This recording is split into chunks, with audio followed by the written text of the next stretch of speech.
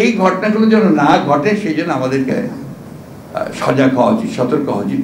আর বিশেষ করে আমরা যারা সত্যিকার অর্থেই বাংলাদেশকে একটা গণতান্ত্রিক রাষ্ট্রে দেখতে চাই, পুনরায় দেখতে চাই, তাদের আমাদের দায়িত্বটা অনেক বেশি।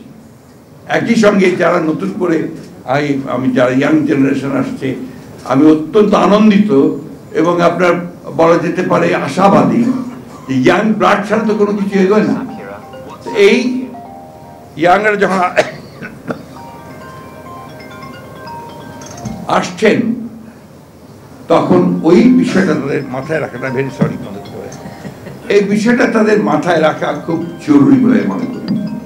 তা না হলে তাদের যে ত্যাগ, এই যে হাজার হাজার ছেলে শিশু প্রাণ দিল, এই যে 15 বছর ধরে প্রায় 60 লক্ষ মানুষ নির্যাতনে ভুগলো গণতন্ত্রের জন্য, সেই পুরো বিষয়টাই কিন্তু আপনার একেবারে ম্লান হয়ে যাবে, ব্যর্থ হয়ে যাবে। আমি আপনাদেরকে একটু নিশ্চয়তা দিতে পারি, আমাদের মতি ভাই তো আমাদের দুজন, একজন হচ্ছেন প্রথম আলো আর একজন হচ্ছেন মানব জীবন। মতি ভাইয়ের যে কথায় যে আমাদেরকেই আপনার বলতে হবে, আমরা নির্দ্বিধায় তো দৃঢ়চিত্তে স্পষ্ট করে বলতে পারি আমরা বরাবরই সংবাদপত্রের স্বাধীনতার পক্ষে ছিলাম, আছি এবং ভবিষ্যতে থাকবো। সে গভর্নমেন্টে থাকি আর না থাকি, যেখানেই থাকি, এই ব্যাপারে আপনাদেরকে আমরা নিশ্চয়তা দিতে পারি। এবং আপনাদের প্রতি অতীতে এই যে নির্যাতন হয়েছে, নিপীড়ন হয়েছে, আপনাদের আইন কানুনগুলোর যে পুরোপুরি ফ্যাসিবাদী চরিত্র দেওয়া হয়েছে, এগুলোর বিরুদ্ধে কিন্তু আমরা লড়াই করেছি, আমরা লড়াই করে চলেছি, এখনো করছি।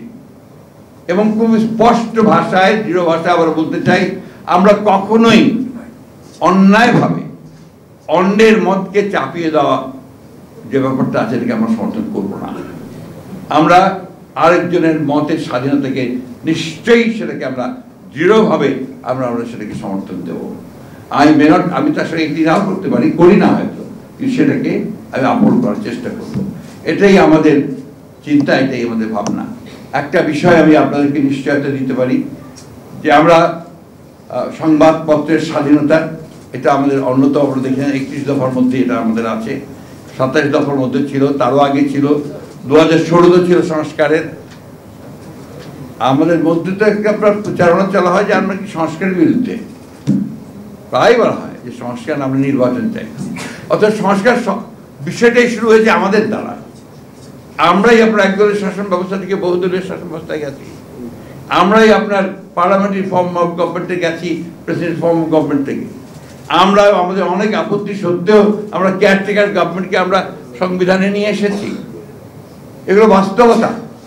তো শুধু ওই বাস্তবতা থেকে অযথা আমাদেরকে আবার আপনার প্রশ্নবিদ্ধ করে অন্য পথে দেখানোর চেষ্টা করা, এটার পেছনে কিছু রাজনৈতিক উদ্দেশ্য থাকলেও থাকতে পারে।